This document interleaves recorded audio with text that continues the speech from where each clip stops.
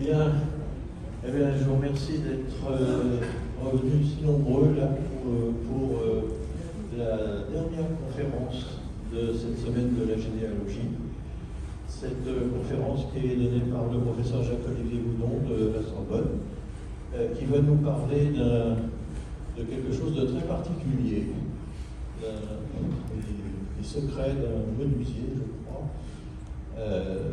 découvert récemment. Je vous laisse la parole. Bonjour à tous et bonjour à toutes.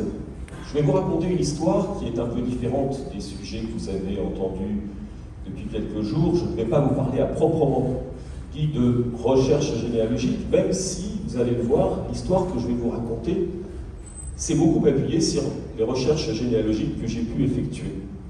Cette histoire, c'est en effet celle d'un menuisier. D'un menuisier qui vit dans les années, il est né en 1842, je vais revenir sur ces éléments de sa vie. Il est mort en 1897, donc il a vécu la deuxième moitié du 19e siècle. C'est un menuisier qui a une histoire assez particulière, puisque ce menuisier raconte sa vie, tient une sorte de journal, mais pas un journal destiné à être lu par ses contemporains, un journal secret, un journal qu'il tient sous les lattes d'un plancher qu'il est en train de refaire dans un château des Hautes-Alpes. Pour ceux qui connaissent la région, nous sommes, et je vous montrerai quelques images dans un instant, dans le village aujourd'hui appelé Crau, à l'époque les Crottes c'est-à-dire les grottes. Ce village se situe à 4-5 km d'Embrun. Il est aujourd'hui sur le lac de Serponçon. Ce menuisier sait, en écrivant sous ses lattes, qu'il ne sera pas lu avant au moins 100 ans. Une des phrases qu'il a laissées est très significative de son rapport à l'histoire, au futur, et plus généralement à son inscription dans le temps. « Heureux mortel, écrit-il, quand tu me liras, je ne serai plus. » Il sait donc qu'il ne sera pas lu par ses contemporains, qu'il peut se lâcher, raconter tout ce qu'il voit autour de lui, et Dieu sait qu'il en voit.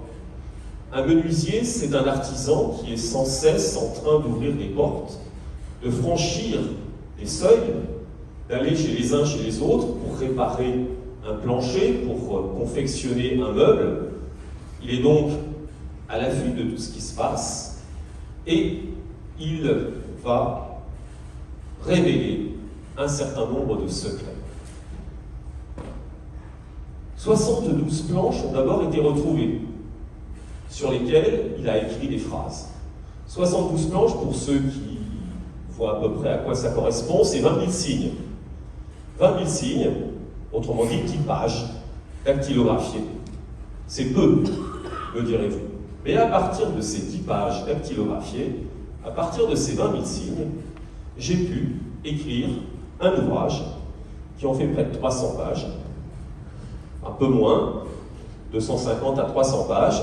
Alors c'est mon quart d'heure, enfin ma minute de publicité.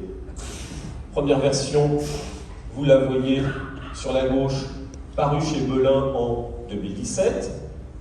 À l'époque, j'imaginais que ce livre n'aurait qu'un succès local, que 1000 habitants du département des Hautes-Alpes le liraient. Il s'en est vendu plus de 20 000, ce qui pour un livre d'histoire n'est pas négligeable. Et il a connu une édition de poche chez Folio, dans une série bien connue et assez réputée. Et il a aussi fait l'objet, vous l'avez peut-être vu, d'un documentaire qui avait été réalisé en 2018 par une documentariste qui s'était passionnée par l'histoire.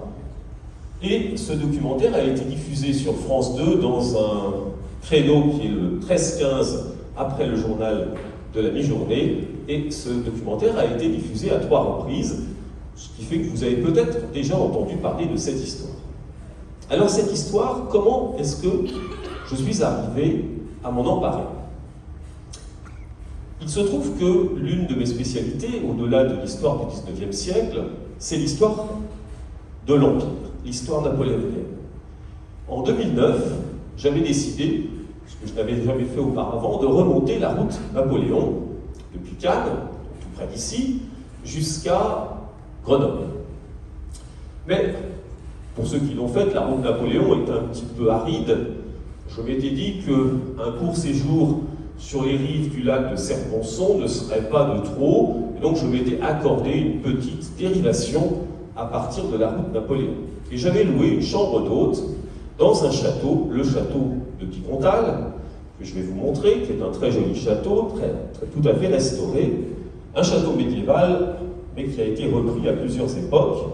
Le voici, ce château de Picontal, qui domine les hauteurs du lac de Serponçon. Alors pour tout vous dire, je vous fais ici une petite confidence. Lorsque j'arrive au château, le propriétaire, qui a acquis le château une dizaine d'années plus tôt, nous sommes en 2009, m'explique que la chambre que j'ai louée va faire partie de la visite du château qui est organisée le soir même. Par conséquent, ma chambre va être visitée par une cinquantaine de personnes.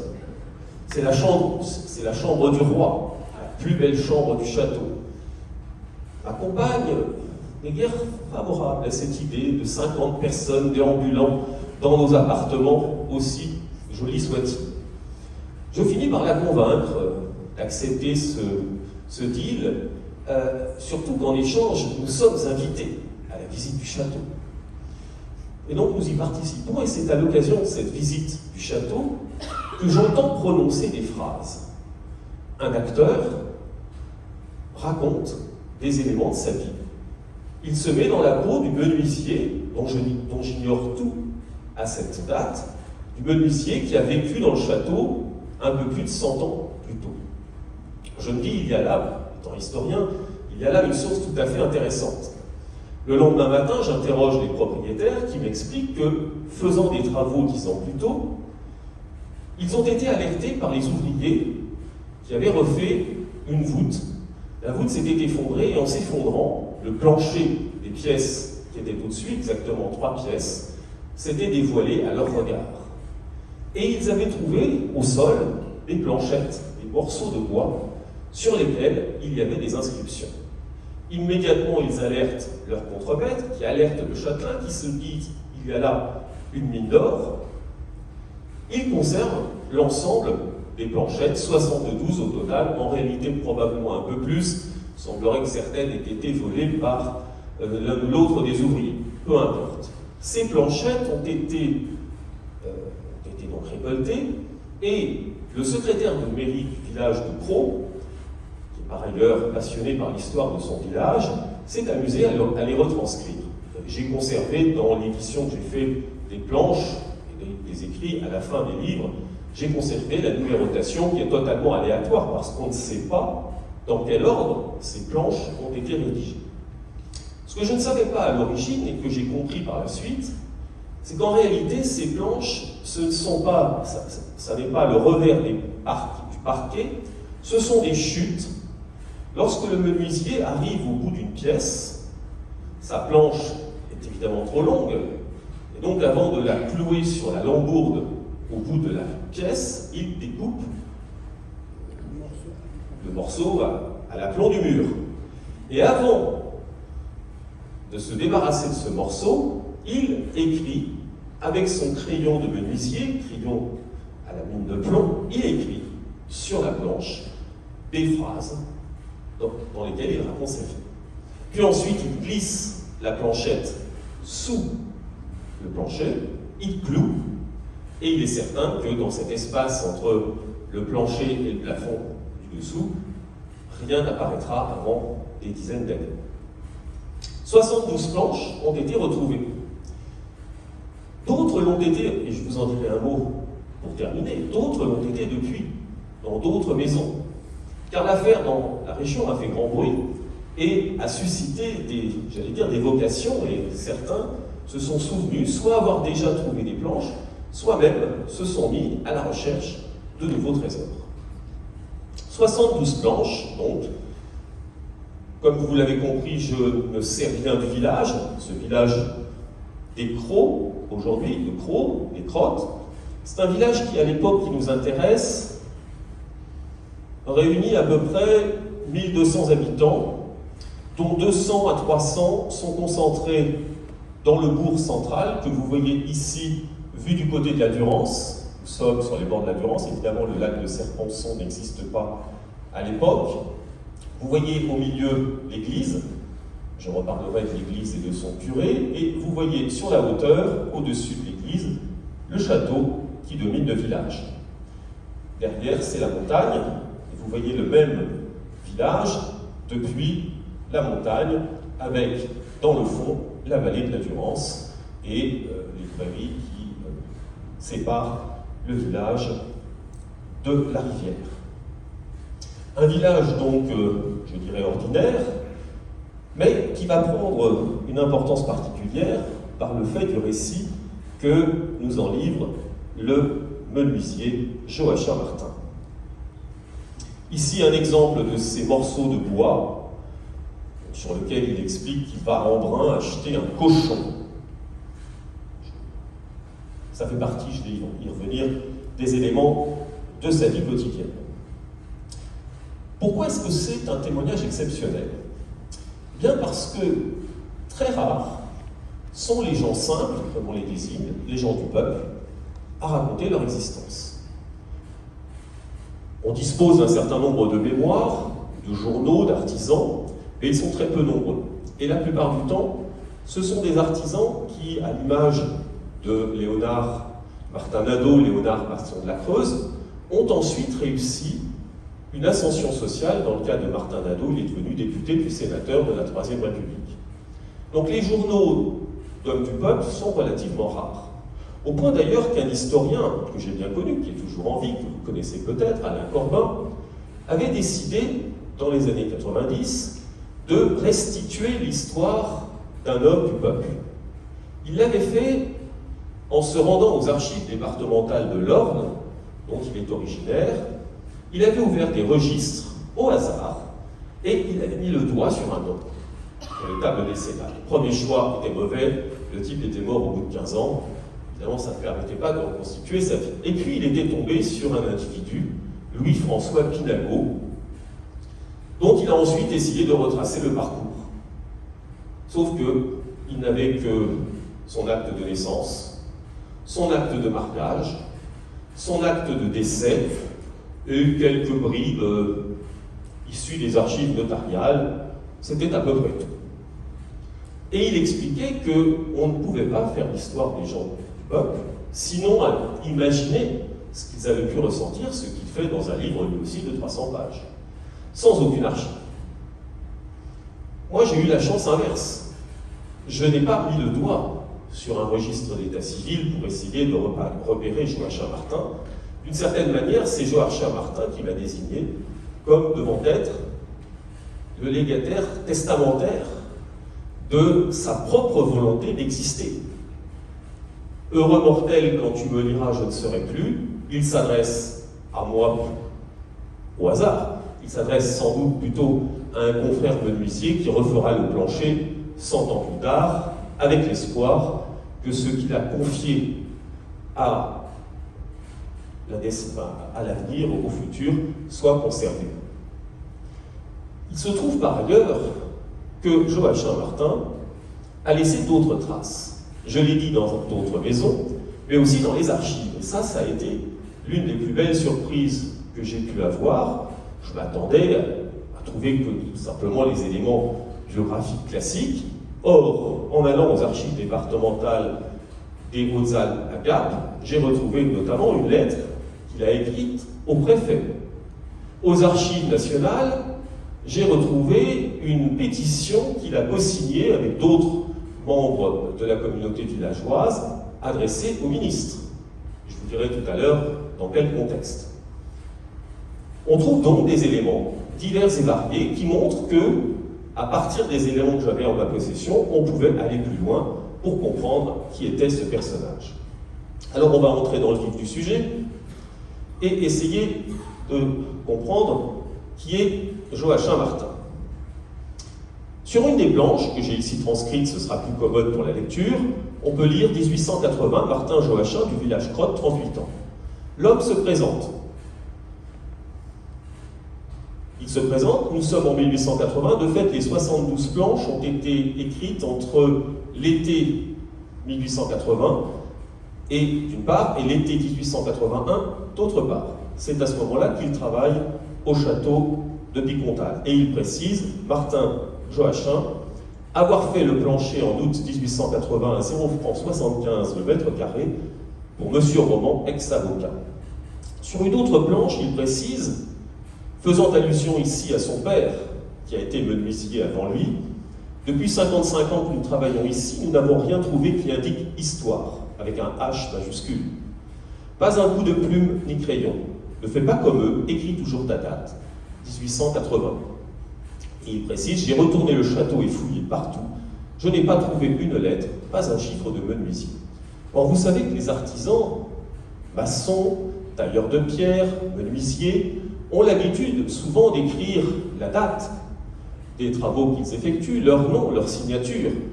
Il est rare qu'ils aillent au-delà. Mais ce simple fait montre que Joachim Martin s'inscrit dans une tradition qui est une tradition, on pourrait désigner comme celle des confréries, du compagnonnage, même si lui-même n'a pas fait le Tour de France à ma connaissance.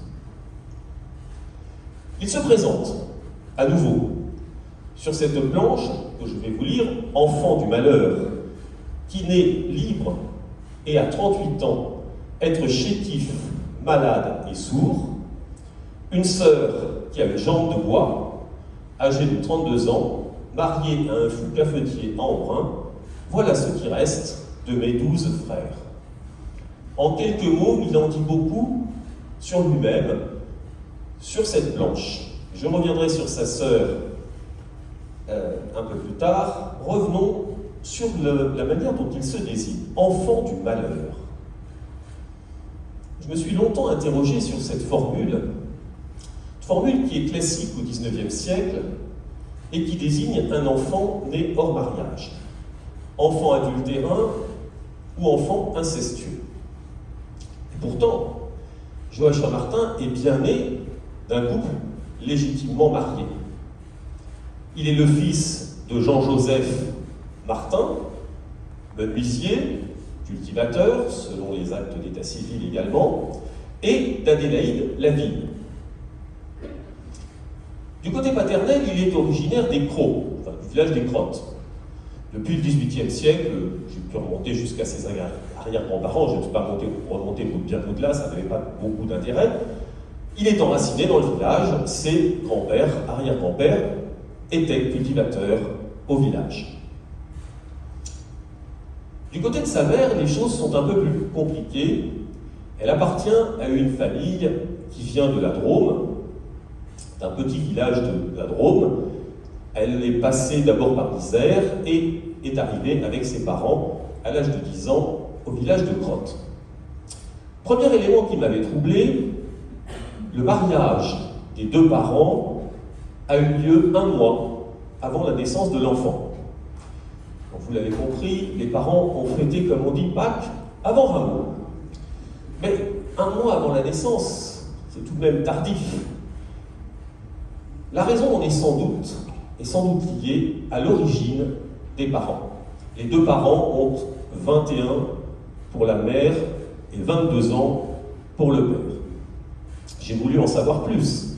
Les archives départementales m'indiquaient ce délai très court entre le mariage et la naissance de l'enfant.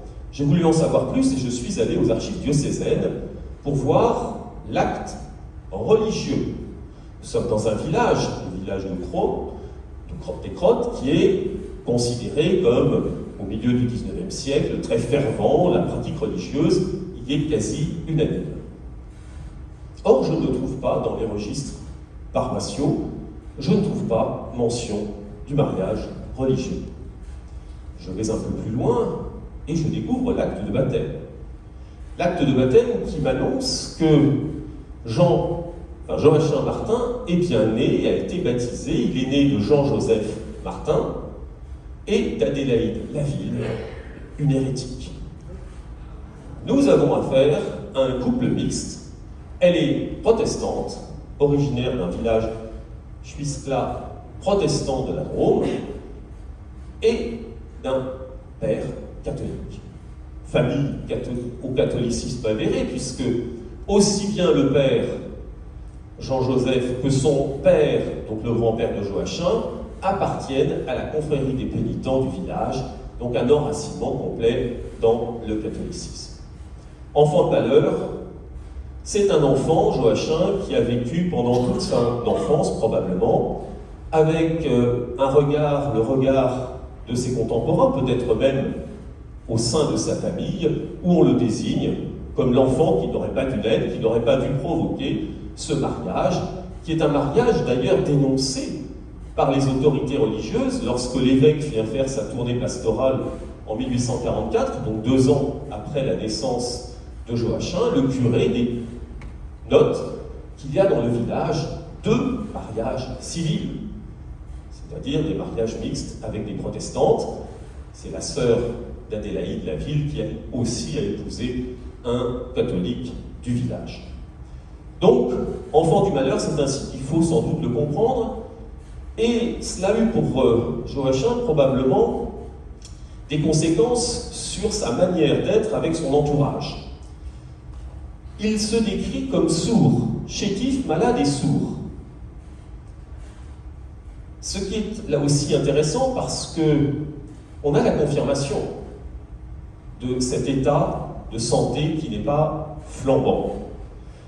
Au moment où il fait son service militaire, à partir de 1863, au moment du Conseil de révision, il est décrit en effet comme atteint de surdité.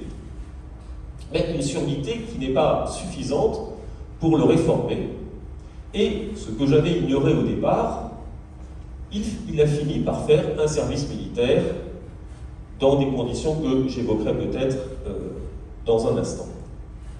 Enfin, il a eu, écrit-il, 12 frères. En réalité, la famille n'en comprend que 8, 6 sœurs et un frère. Mais, sans doute a-t-il extrapolé, c'est l'une des rares fois où on le prend en défaut d'inexactitude, à moins que je n'ai pas retrouvé dans les archives, ce qui est possible mais peu probable, les 4 frères ou sœurs qu'il désigne ici. Son père, je l'ai dit, Jean-Joseph Martin, est un menuisier dont j'ai retrouvé parce que, après avoir écrit la première version du livre, j'ai fait la connaissance, un peu par hasard, de descendantes de Joachim Martin, ou plus exactement, des descendantes de Joachim Martin, de l'une de ses filles. Cette famille a conservé la maison de Joachim Martin, et à l'intérieur de cette maison, quelques archives, ce qui peut paraître là aussi étonnant et assez rare, quelques livres, et en particulier le livret d'ouvrier de Jean-Joseph Martin, où l'on voit qu'il a travaillé, avant de se mettre à son compte, chez plusieurs artisans d'embrun, et surtout, chose intéressante, on ne le voit pas ici, mais sur la 4e de couverture du livret, on lit « Marie-Pauline, maîtresse à Monsieur Martin des Crottes ». Il a donc eu un premier amour avant Adélaïde Laville, sur laquelle je n'ai jamais réussi à avoir le moindre renseignement, malheureusement. On trouve dans ces archives aussi des Bibles. La famille maternelle est d'origine protestante et a conservé 2 Bibles, probablement celle de la grand-mère et celle du grand-père. Des Bibles que Joachim Martin a nécessairement lues, comme le font les protestants régulièrement, ce qui permet de comprendre quelle a été sa culture et de comprendre aussi un grand nombre d'allusions qu'il peut faire dans ses écrits, avec beaucoup de références implicites ou explicites à la Bible. Cette Bible qui sert aussi à son père. Son père qui, comme cela se fait dans les milieux protestants, a utilisé la première page de cette Bible comme carnet d'adresses. Il note les adresses des membres de la famille qui sont à l'extérieur du village, qui sont partis notamment comme domestiques à Marseille. Marseille, c'est la principale destination quand vous voulez émigré du village des Crottes, vous allez vers Marseille, comme domestique, voire comme charcutier. Les habitants des Crottes ont une spécialité en matière de charcuterie, et d'ailleurs, certains y ont fait fortune.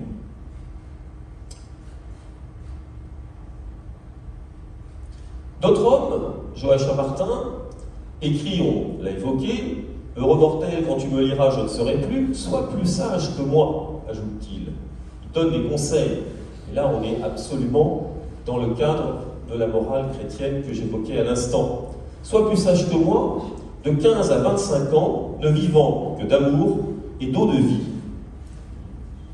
faisant peu et dépensant beaucoup. » Il se décrit donc comme ayant eu une jeunesse assez animée. Cette planche m'avait laissé penser que Joachim Martin n'avait pas fait de service militaire, d'autant que je le savais de faible constitution. Je vous ai dit qu'il n'en était rien, puisque à partir de 21 ans, il part en direction de Marseille.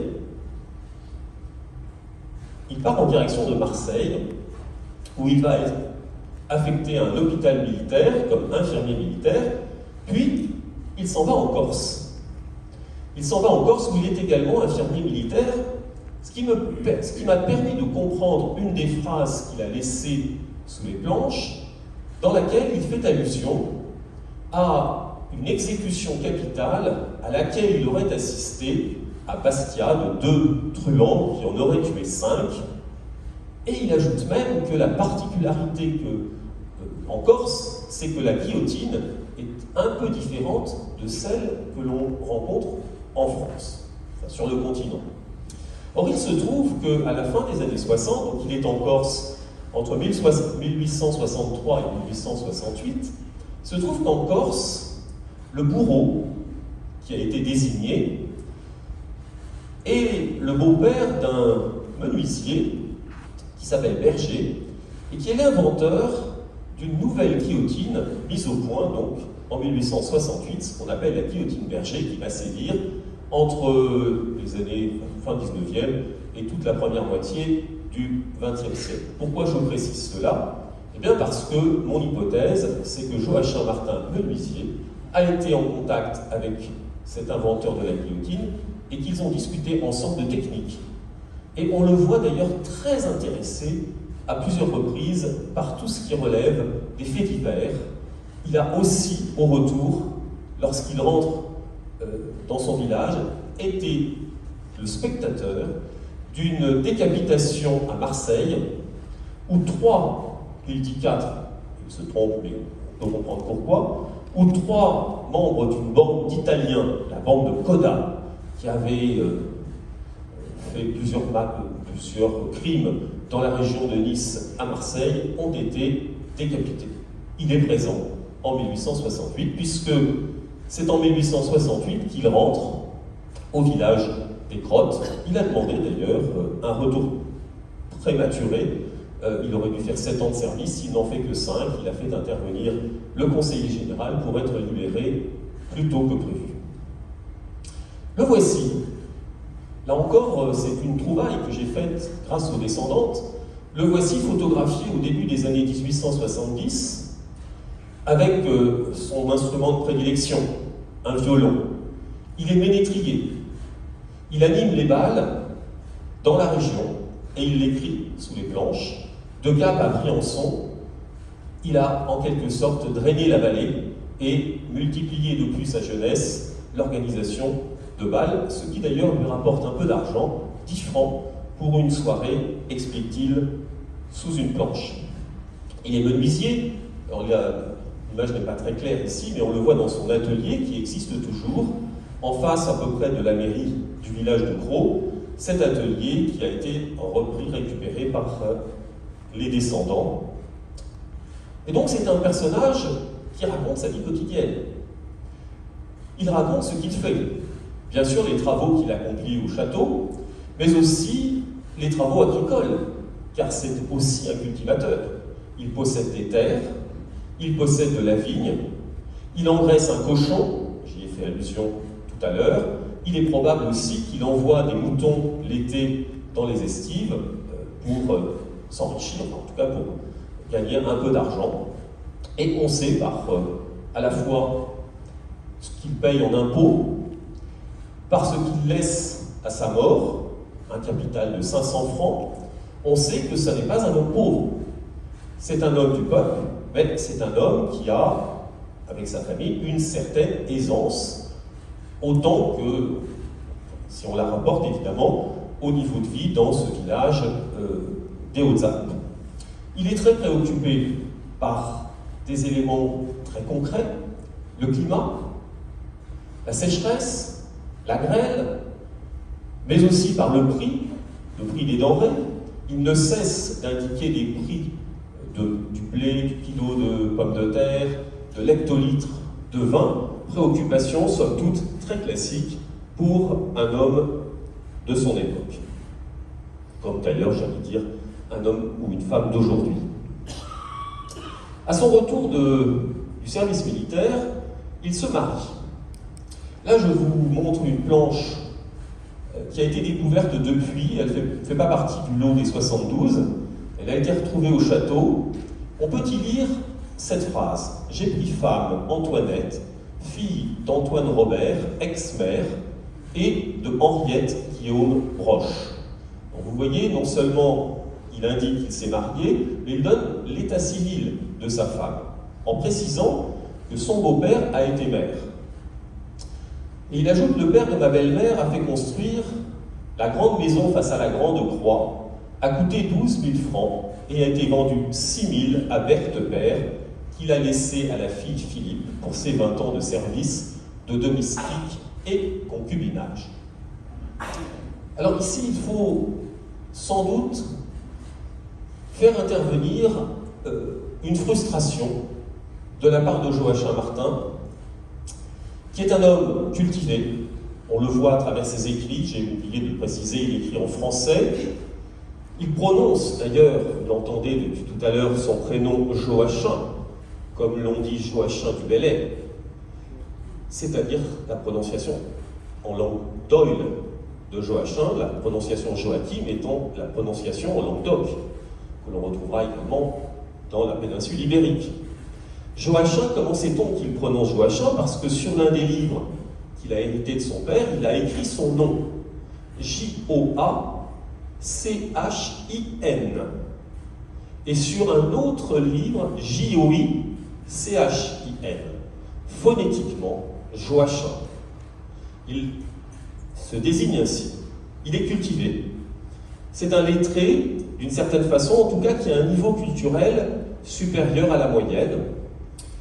J'ignore s'il est allé à l'école. Malheureusement, les registres des élèves qui ont payé la rétribution scolaire à la fin des années 40, qui sont conservés pour le village, ne mentionnent pas son nom, mais ça n'est pas très significatif, parce que si, comme beaucoup d'enfants de l'époque, il est allé à l'école de manière épisodique, il a pu échapper à telle ou telle recension. Il est néanmoins très probable, ayant une mère d'origine protestante, un père lettré lui aussi, qui fait chanter des chants latins à la confrérie des pénitents, qui écrit des phrases en latin dans sa Bible. Il est fort probable qu'il a reçu, en tout cas, une éducation domestique suffisante pour le hisser au-dessus de la normale. Il faut quand même aussi rappeler que le département des Hautes-Alpes est connu à l'époque pour être un des réservoirs des instituteurs embauchés à travers la France. Il y a une tradition de culture supérieure. Frustration de Joachim Martin, qui n'a jamais réussi, peut-être n'a jamais essayé, d'entrer au conseil municipal, d'où cette pique à l'égard de ce beau-père qui, d'une certaine manière, a fait de mauvaises affaires, parce que vendre une maison 2 fois moins chère qu'elle n'a coûté, ça n'est pas faire preuve de beaucoup de sens pratique. Et puis il y reviendra dans d'autres planches, il reviendra sur cette incapacité du conseil municipal à bien œuvrer. Alors au passage, vous voyez apparaître un personnage qui est M. Berthe, Louis Berthe. Louis Berthe, c'est le châtelain. C'est le propriétaire du château jusqu'en 1870. Il est marié, il a 2 fils. Mais le couple Berthe ne vit plus ensemble. Madame est allée s'installer à Marseille, plus exactement rester vivre à Marseille, tandis que Louis Berthe vit en concubinage avec sa gouvernante, la fille Philippe, que désigne Joachim, dont il parle à plusieurs reprises sous les planches. Et évidemment, nous sommes dans un petit village. Il se trouve que cette femme Philippe est aussi une de ses cousines germaines.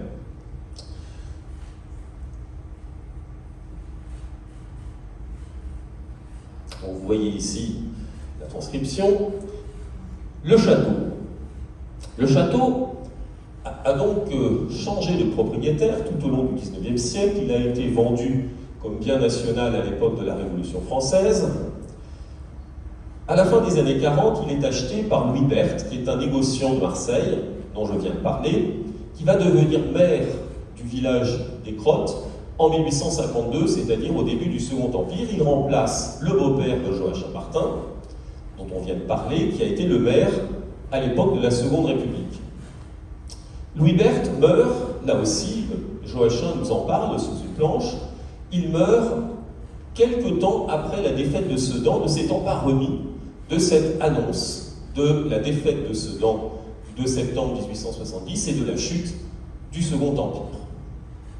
Et il sera remplacé notamment par le frère de sa compagne, Philippe, qui est désigné comme maire gambétiste.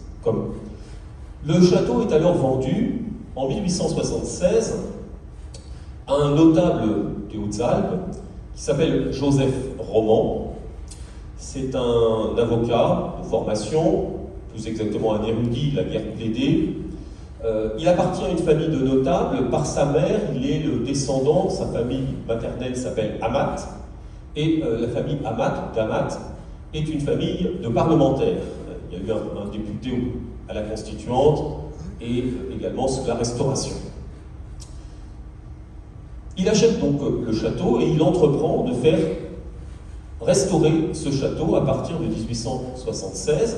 Et c'est à partir de là qu'on voit apparaître à nouveau notre menuisier qui va intervenir à l'intérieur du château et y faire des travaux. J'ai eu la confirmation de ces éléments parce que les archives de la famille Roman, aujourd'hui Roman d'Amat, ces archives ont été vendues aux archives départementales et on y retrouve un certain nombre de pièces, notamment des pièces comptables, qui montrent que l'argent versé à Joachim, alors son nom n'est pas, à une exception près, n'est pas mentionné, mais il est question d'un menuisier, il ne peut s'agir que de lui, et les sommes qui sont indiquées sur les registres comptables correspondent aux sommes qu'il indique sous les planches. Il raconte avoir touché 4000 francs au cours des 2 ou 3 années pendant lesquelles il a construit le parquet. Cette vue, c'est une fresque qui a été réalisée par la femme de Joseph Roman. Il finit par se marier, au grand étonnement de Joachim Martin, qui écrit sous les planches être un peu étonné par cette annonce d'un mariage. Il le dit à demi-mot, il le pensait plus s'intéresser par les hommes que par les femmes, et je vous dirai dans un instant quelle est l'approche que Joachim a de la sexualité dans son ensemble. C'est donc sa femme, Isabelle Reynaud, qui a peint cette fresque dans la chapelle, qui est toujours visible, et vous voyez de dos, avec une tunique verte, Joseph Roman et sa femme, avec la cape jaune, et ses 3 enfants. Il n'en a alors que 3, il en aura 5, et parmi ces enfants, il y en a un que vous connaissez sans doute, c'est le fameux Roman d'Amat, l'un des fondateurs du dictionnaire de biographie française, qui a occupé le château jusqu'à sa mort dans les années 70. Avec le châtelain, Joachim s'entend relativement bien. Il le dit, ils ont des conversations. Il est admiratif du petit musée qu'il a constitué avec des armes en particulier, admiratif aussi de sa bibliothèque. Bref, ils ont des conversations qui montrent que Joachim aime finalement à s'entretenir avec des personnages qui sont plus haut placés que lui dans l'échelle sociale, alors que finalement il a plus de difficultés à entrer en relation avec ses contemporains. Joachim Martin nous offre aussi, là vous voyez le château en arrière-plan et cette vue avec l'un de ses fils, je ne sais pas pourquoi il est arrivé à cet endroit, ça n'est pas très grave, un de ses fils qui sera employé du château par la suite. Alors je voudrais dire un mot, parce que c'est là aussi intéressant, de son rapport à la politique. Que sait-on, après tout, de ce que nos ancêtres pensaient de l'évolution politique du pays? On serait bien en peine de le dire, sauf à avoir reçu des témoignages oraux. Joachim ne cite à aucun moment de personnalité politique du XIXe siècle. À mon grand désespoir, il n'évoque pas Napoléon, ni Napoléon III, ni même aucun des souverains. Mais il évoque en revanche les propriétaires du château qui ont été également maires et remontent à la Révolution française. Ce qui laisse apparaître une volonté de s'inscrire dans l'histoire, et à d'autres reprises, il fait des allusions qui montrent son intérêt pour un enracinement dans une histoire séculaire qui remonte au moins à la fin du XVIIIe siècle. Il est surtout, nous sommes en 1880-1881, il est surtout contemporain de l'évolution de la République, du passage à ce qu'on appelle la République des Républicains, lorsqu'en 1879, MacMahon, président de la République depuis 1873, est obligé de démissionner et est remplacé par Jules Grévy, qui va former le premier gouvernement véritablement républicain, avec à sa tête Waddington, et parmi les ministres, Jules Ferry, ministre de l'Instruction publique. C'est à partir de janvier 1879 que s'engage la politique de laïcisation dans le pays. Or, que nous dit Joachim? La République a fait de belles choses en 1881. Janvier-février a fait fermer 200 couvents, diminuer les curés et évêques d'un tiers, sous-entendu diminuer les traitements des curés et évêques, a prohibé les croix au cimetière et honneurs fantasques. Les religieuses ont été retirées des écoles publiques. Il est attentif, par conséquent, à la politique de laïcisation qui a été menée depuis le début des années 1880, qui se tourne contre les congrégations religieuses, y compris, là il exagère un tout petit peu, parce que la laïcisation de l'enseignement officiellement ne date que de 1886, mais il se trouve que dans le village d'Écraux, la laïcisation de l'école des filles est intervenue plus tôt, dès 1878, où l'on a remplacé la religieuse qui tenait l'école du village par une institutrice laïque. L'école de garçons était déjà tenue par un instituteur laïque. J'ai pu aussi recomposer toute cette histoire qui est assez intéressante. Et puis, il y a ces mesures prises contre le clergé. La laïcisation est donc au cœur, mais il n'y a pas que la laïcisation. Ah, je n'ai pas noté. Il se dit favorable également à la politique économique qui est conduite par la République.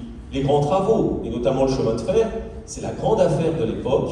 Le train entre Gap et Briançon arrive au moment où il écrit à Embrun.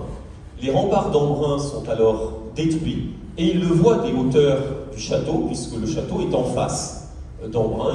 Il assiste à tout ce qui est en train de se passer, y compris à la découverte des restes archéologiques que l'on va observer lors des travaux qui sont effectués pendant cette construction de la voie de chemin de fer. La voie de chemin de fer, c'est aussi l'arrivée de près de 1000 ouvriers piémontais qui viennent travailler sur place et qui ne posent apparemment pas de problème à Joachim Martin. Il n'a pas de sentiment xénophobe à leur égard. Le seul reproche qu'il leur attribue, c'est de faire monter le prix des denrées, puisqu'il y a une plus forte demande, et nous sommes dans une région qui est encore relativement enclavée. Enfin, il se félicite de la politique coloniale de la Troisième République, une politique coloniale qui va conduire notamment à la conquête de la Tunisie qu'il évoque. Autrement dit, notre Joachim Martin est un républicain, mais un républicain relativement modéré que l'on pourrait ranger parmi les républicains opportunistes à la Ferry ou à la Gambetta au début des années 1880. Il en sera un peu différemment par la suite, je vais vous expliquer pourquoi. Il évoque aussi la politique locale Monsieur Berthe, déjà évoqué, le maire de la commune sous le Second Empire. Le maire Philippe, comme son père, écrit-il, il est le destructeur de la religion, pas de messe, pas de prière, il a besoin de prier. Le maire Philippe, c'est le frère de la concubine du châtelain, vous vous souvenez, et il est considéré comme un anticlérical invétéré par Joachim Martin, qui en 1880-1881 se montre plus modéré que son comparse. Et puis, ce petit message à propos du châtelain, nous sommes en 1881, Monsieur Roman a eu 140 voix aux élections et refusé d'être maire.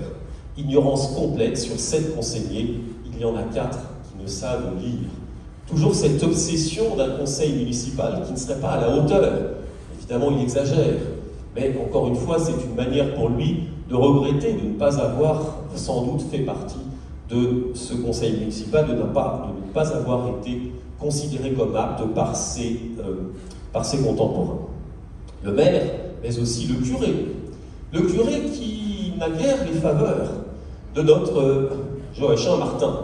Notre curé, grand maigre, couleur de pourriture, jaune et à vrai dire un brave homme, bon médecin et pas cher, rend des grands services au pays, mais il a un air de crânerie insolente avec son tricorne sur la nuque. Et au verso de la planche, va plutôt l'air d'un guéluron, ce qu'il est faisant de grandes révérences aux femmes, et les pauvres maris cocus sont obligés de se taire parce qu'il est médecin.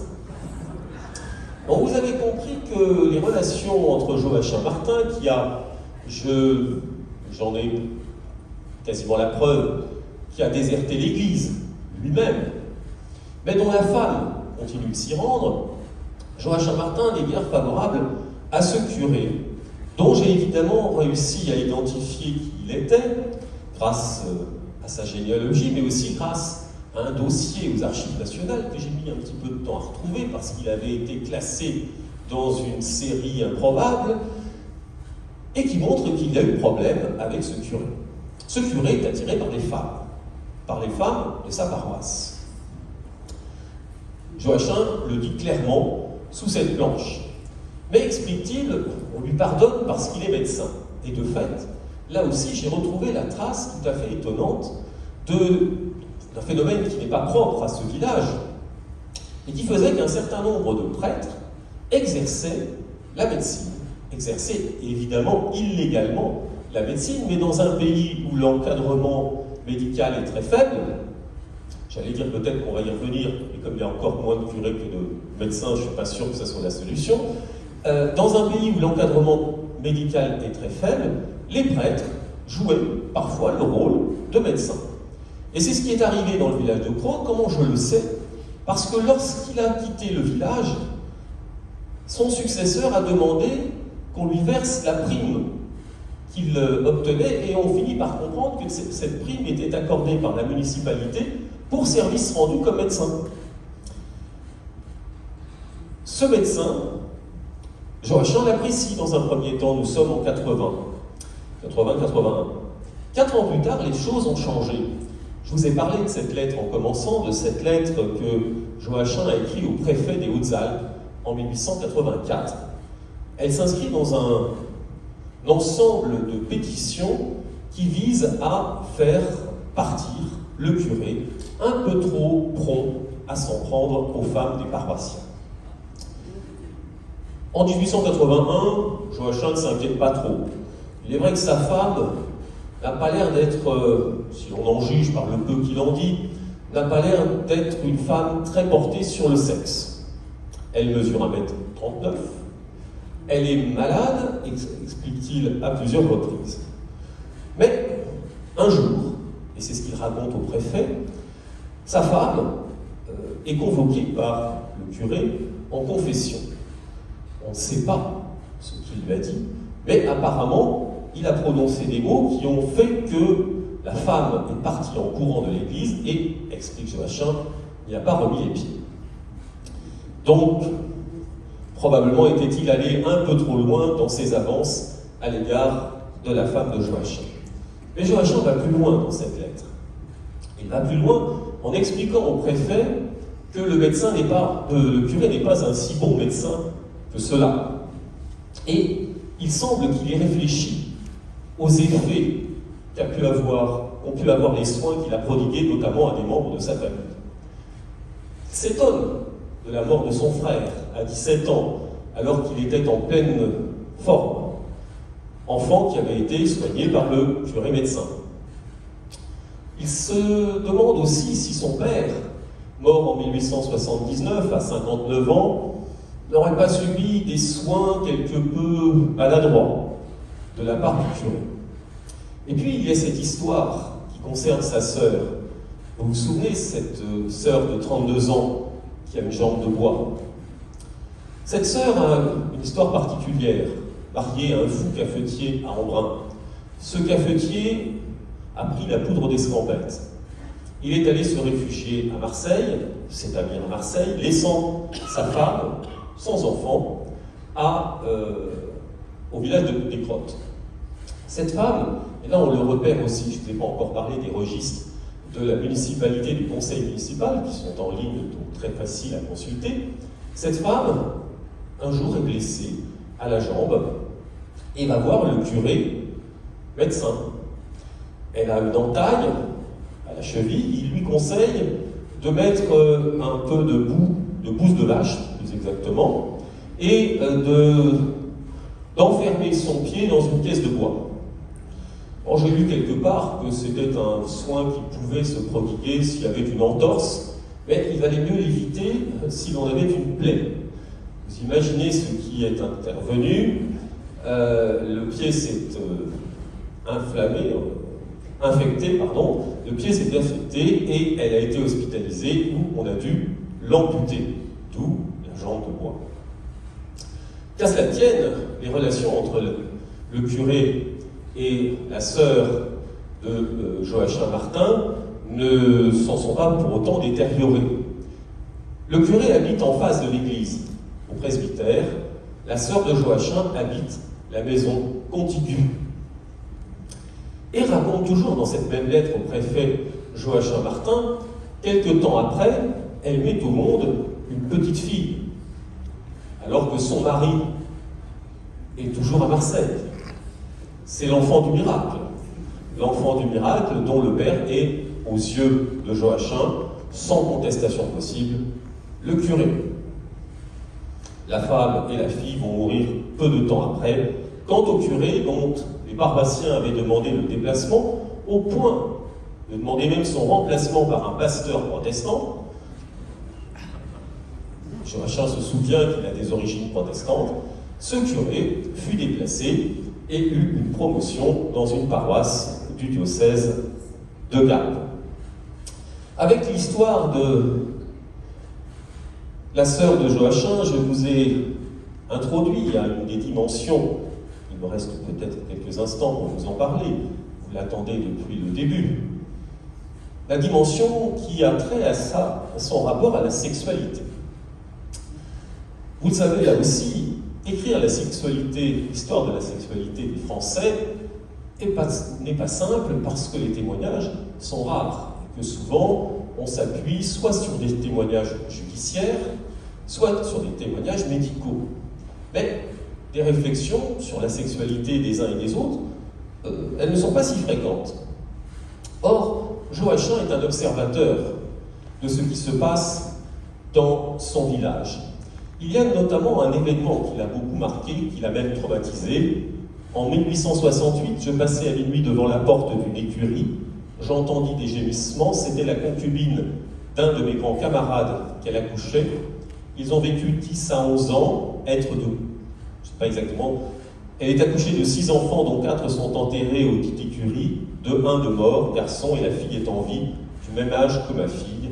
Je te dirai qui le lui a reproché en public. Autrement dit, ici, Joachim nous décrit des infanticides, un infanticide auquel il aurait assisté. Il faut dire que la famille Albrand, dont est issu le meurtrier, habite en face de son établi, dans une des ruelles du village très resserré où il est difficile de ne pas être vu lorsque l'on est du fait de la proximité.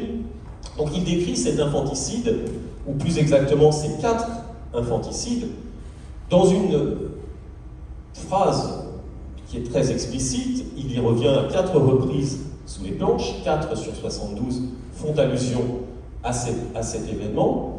Les infanticides ne sont pas rares au XIXe siècle, on les connaît par les sources judiciaires lorsqu'ils ont été dénoncés, mais la plupart du temps, les infanticides restent secrets parce que la communauté villageoise ne veut pas en parler. Et Joachim est de cela.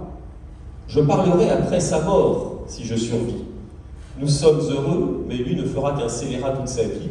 Pauvre Hortense, il s'agit de la femme concernée par ces infanticides, si belle à 18 ans, te voilà vieillie dans le chagrin, par ce maudit, par les recherches généalogiques, on parvient à déterminer qui est cette femme, qui, alors non pas les enfants morts, puisqu'ils n'ont pas été,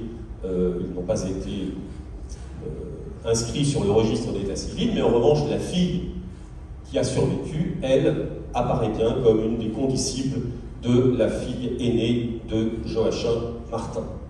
Et puis cette phrase qui peut vous paraître obscure, ce vrai disciple de Tropman, alcoolite de Dumollard et Vitalis, a essayé plusieurs fois de brouiller notre ménage, et pourtant je n'avais que dire un mot et allonger le doigt droit à l'écurie, tous en détention. Eh bien non, c'est mon ami d'enfance, je ne le ferai pas. Sa mère est la maîtresse à mon père. Alors, vous voyez ici, c'est du condensé. Joachim a peu de temps pour écrire, et quand il écrit une phrase, il peut livrer plusieurs informations. Ici, il révèle qu'il est amateur de faits divers. Dumollard, c'est le tueur de servantes dans l'Ain au début des années 50. Tropman, c'est celui qui a zigouillé toute une famille entre le Nord et Pantin et a été décapité en 1870. Vitalis, ça vient d'arriver en 1877 du côté de Marseille. Il a trucidé sa belle-mère, qui avait été aussi sa maîtresse, avant de la découper en morceaux et d'essayer de la faire disparaître dans la Méditerranée. Donc des crimes spectaculaires qui ont fait évidemment la une des journaux, ce qui laisse penser que Joachim lisait la presse, qui ont aussi fait l'objet de complaintes, qui est là aussi un des moyens par lesquels se diffusait l'information. Vous noterez au passage alcoolite de Dumollard. Alors cette formule m'a beaucoup plu parce que Joachim Martin, qui a un petit penchant vers la bouteille, le vin, très mauvais le vin de Haute-Saône, c'est le Châtelain qui l'explique, l'eau de vie, il a un penchant pour la bouteille qu'il partage avec ses congénères. Et donc les acolytes, compagnons de breuvage, deviennent les alcoolites. C'est assez intéressant comme condensé. Et bien entendu, il n'a pas dénoncé le crime auquel il a assisté. Les solidarités amicales de jeunesse fonctionnent, les solidarités familiales, sa mère est la maîtresse à mon père. De fait, sa mère, la mère de Joachim, est morte en 1868 et pendant 10 ans, il a vécu visiblement avec une femme, la mère d'Albran, dont le père avait eu une vingtaine d'années de plus. Je n'en ai évidemment pas la confirmation, mais c'est fort probable. Encore une fois, ces proximités de voisinage le laissent entendre. Et puis je vais vous raconter une petite et dernière histoire pour vous montrer que Joachim a l'œil aiguisé. En dessous du château, il y a une ferme qui est tenue donc par des cultivateurs, un couple et leurs enfants. La fille du couple a épousé un jeune homme avec lequel elle vit. Un jour, Joachim passe près de la ferme, il descend du château, il rentre au village, chez lui, et il aperçoit dans la serre, que l'on peut toujours observer aujourd'hui, il aperçoit un couple en train de faire l'amour. Il note le jour, il va même l'inscrire sur le mur de la serre pour être bien certain de ne pas l'oublier, et il explique que 9 mois plus tard est né un petit gamin brun comme le père qu'il a observé, qui est un domestique piémontais du château. et évidemment qui est déclaré comme le fils officiel du mari. Alors me direz-vous, la probabilité qu'il se soit trompé existe.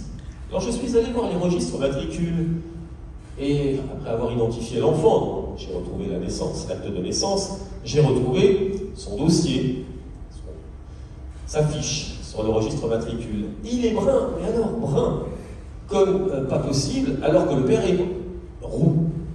Alors vous me direz, ça peut arriver, mais la probabilité que Joachim ne se soit pas trompé est assez forte. Bref, notre Joachim est très porté sur les questions de sexualité. Il regrette probablement sa jeunesse, à l'occasion de laquelle il courtisait au cours des bals les jeunes filles de la région. Probablement est-il déçu par les relations qu'il a nouées avec sa femme depuis quelques années. Bref, il est très concerné par toutes ces questions de sexualité. La preuve.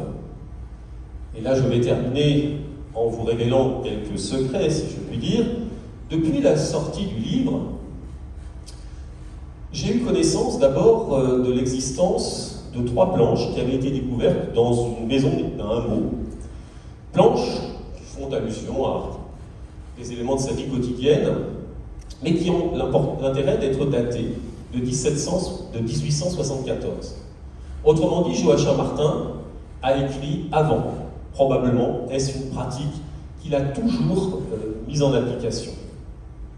Et puis, au cours de mes recherches, je m'étais aperçu qu'au-delà du château, Joachim travaillait dans une maison, la maison du docteur Chevalier. C'est un ancien relais de poste qui a été réaménagé par le docteur Chevalier, médecin à Marseille, qui en a fait sa résidence secondaire et qui a fait appel à Joachim Martin. Les 2 familles sont très liées puisque les tantes et sœurs de Joachim Martin ont travaillé comme domestiques chez les Chevaliers à Marseille. La famille Chevalier, c'est aussi une famille intéressante puisque le père du docteur Chevalier avait émigré à Cayenne, où est né d'ailleurs son fils, et ils sont ensuite rentrés en France pour s'installer pour le docteur Chevalier dans le village des Crottes. Lors du documentaire qui avait été réalisé par Myriam Lay, celle-ci avait voulu que nous allions dans la maison du docteur Chevalier, reçue par la propriétaire, à laquelle elle demande « Accepteriez-vous que l'on démonte vos parquets ?» Le propriétaire tord un peu du nez, surtout pas au rez-de-chaussée, il est super. À l'étage, peut-être, je vais faire des travaux. 1 an plus tard, elle fait des travaux, et on découvre une quinzaine de planches sur lesquelles Joachim Martin, parallèlement aux inscriptions qu'il laissait au château de Picontal, a laissé des traces de son passage. Sur sa vie quotidienne, il explique en particulier qu'il s'entend très mal avec les maçons qui viennent de Marseille, qui sont très bien payés mais qui ne fichent rien. Il les traite de fainéants, il les accuse d'être plus souvent à l'auberge que sur le chantier. Il évoque aussi le coût de la vie, et puis il a cette phrase « Évite l'onanisme et la masturbation. Tu seras sage et gras, vigoureux comme Télémaque. » Étonnant que cette formule, lui qui se décrit par ailleurs comme chétif, malade et sourd. Alors vous savez que la surdité, c'est un des mots que l'on prêtait aux excès de masturbation. Donc nous avons ici la preuve, grâce à cette découverte, que Joachim Martin devait pratiquer cet art particulier, l'onanisme, comme on le décrivait dans les traités de théologie morale. Alors pourquoi Télémaque, fils d'Ulysse, héros grec? Évidemment, c'est l'antithèse de l'être chétif et sourd. Je l'ai dit, Télémaque devait aussi pratiquer la masturbation et l'onanisme plus généralement. Mais pourquoi Télémaque? Parce que dans sa bibliothèque toute petite, Joachim Martin possède l'histoire de Télémaque de Fénelon. Donc on voit ici que finalement, là aussi en une planche, il parvient à révéler beaucoup de lui-même y compris en matière de culture littéraire et historique, car je ne suis pas certain que beaucoup de contemporains aient lu ou même parcouru l'ouvrage de Fénelon sur Télémaque.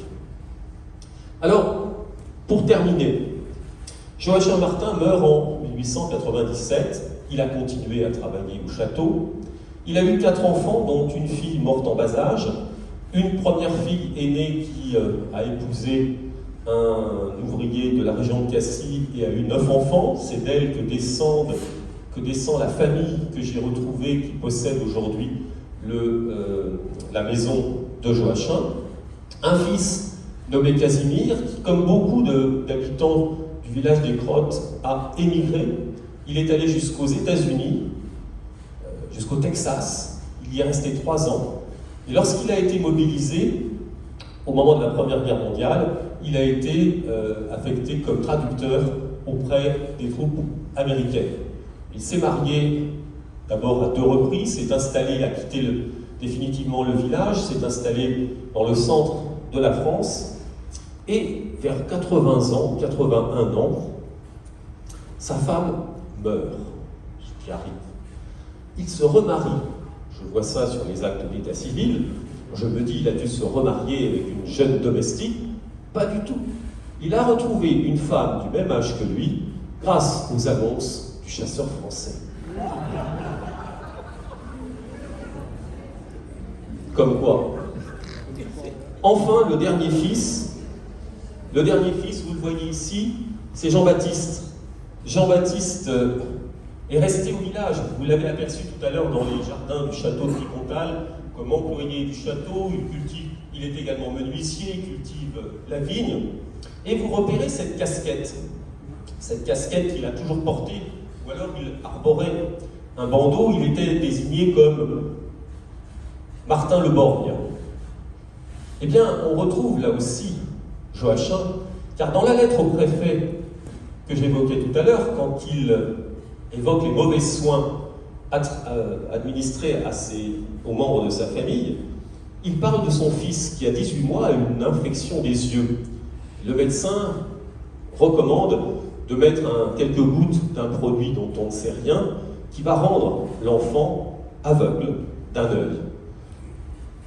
Est-ce la réalité? En tout cas, très jeune, il n'y a aucune raison d'en douter, l'enfant a perdu un œil, ce qui est confirmé par le conseil de révision. Il est borgne, ne fera pas de service militaire, et gardera une très forte rancune à l'égard du clergé. Les contemporains, il est mort en 1965, donc j'ai rencontré des gens qui l'avaient connu, expliquant qu'il était particulièrement anticlérical. Quand un prêtre passait, encore en soutane, il imitait les corbeaux, et surtout il avait réclamé de ne pas être enterré religieusement et que les frais de l'enterrement servent plutôt à ses amis à aller se distraire au café.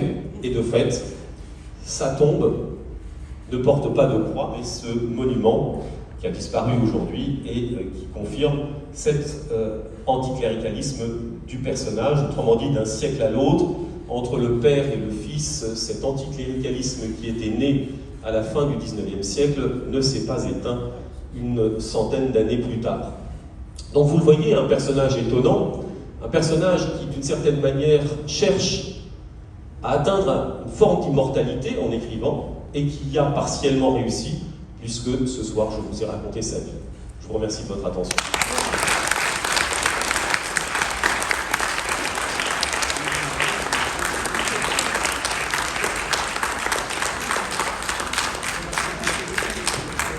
Merci beaucoup pour cette histoire assez extraordinaire, il faut bien dire. Est-ce qu'il y a des questions? Oui, on voit.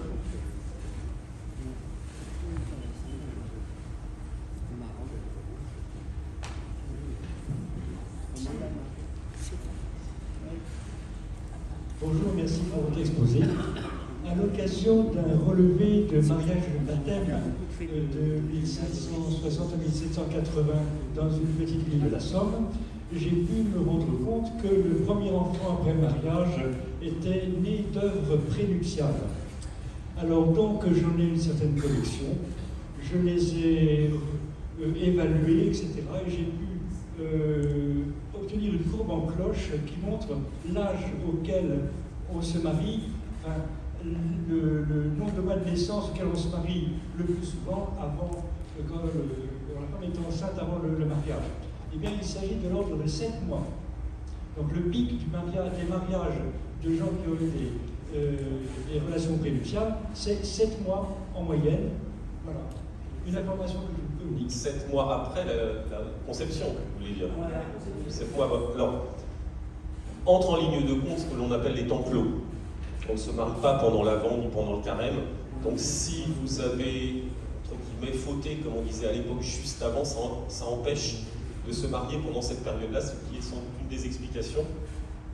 Même si, assez régulièrement, on tente de faire en sorte que le mariage ait lieu le plus tôt possible, si c'est techniquement possible et aussi au regard des lois de l'Église. Est-ce qu'il y a d'autres questions? Oui.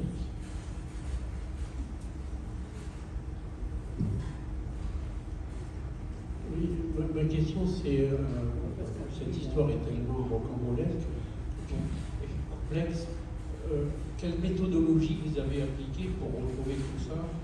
Notamment, vous avez dit à un moment donné, il y a un dossier sur lequel je n'ai pas pu trouver d'informations généalogiques. Alors la question est facile. Est-ce que vous avez contacté des associations de généalogie et de manière générale, comment vous avez fait pour trouver toutes ces informations? Quel temps ça vous a pris à peu près?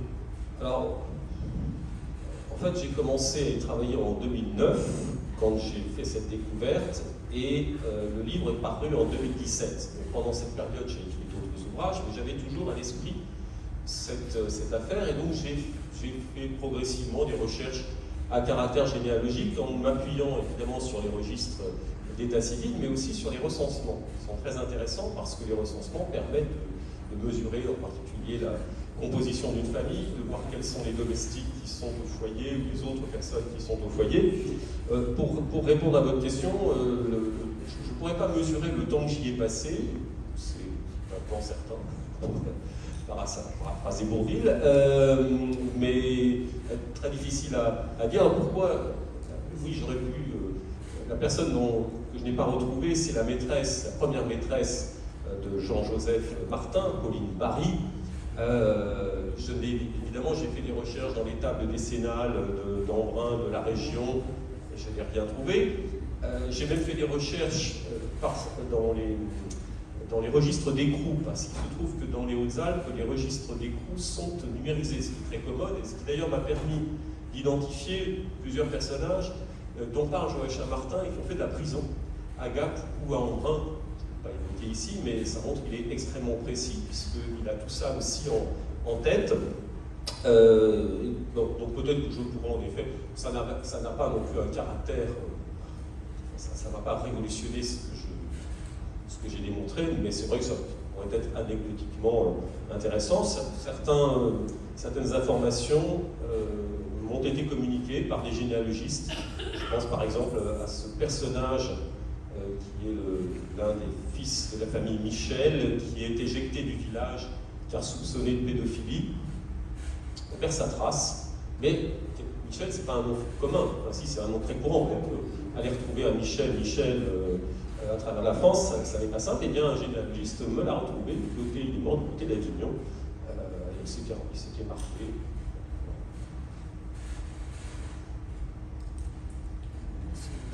Pour beaucoup d'entre nous, faire la généalogie, c'est remonter le plus lointain dans le temps.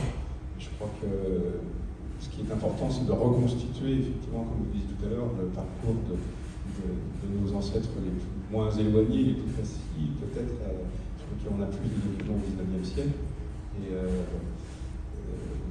c'est probablement ce que nous faisons tous plus ou moins, mais nous ne savons pas forcément le raconter aussi bien que vous. Et merci notamment de compteur. Alors, je vais ajouter un point à ce propos.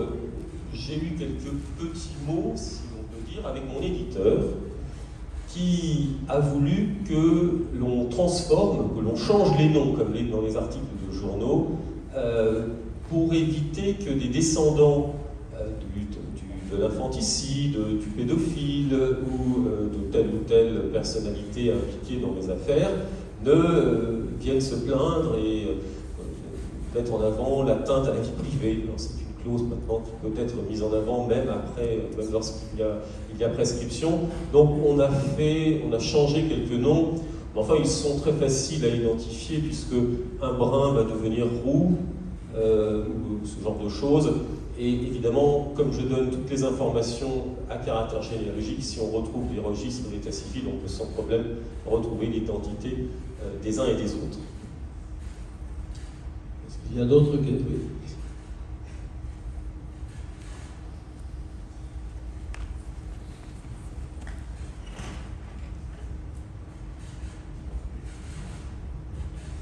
De monter tout là-haut. C'est une question par rapport aux planchettes. Est-ce qu'aujourd'hui vous pensez que dans la plus grande partie de la carrière de Joachim, vous avez pu reconstituer ces chantiers, ou est-ce qu'il y a encore espoir de retrouver d'autres chantiers?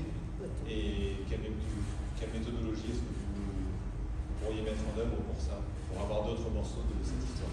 Alors, dans le château, apparemment, il y a eu déjà des travaux qui ont été effectués. D'ailleurs, ça m'a été confirmé par l'ancien directeur des archives départementales.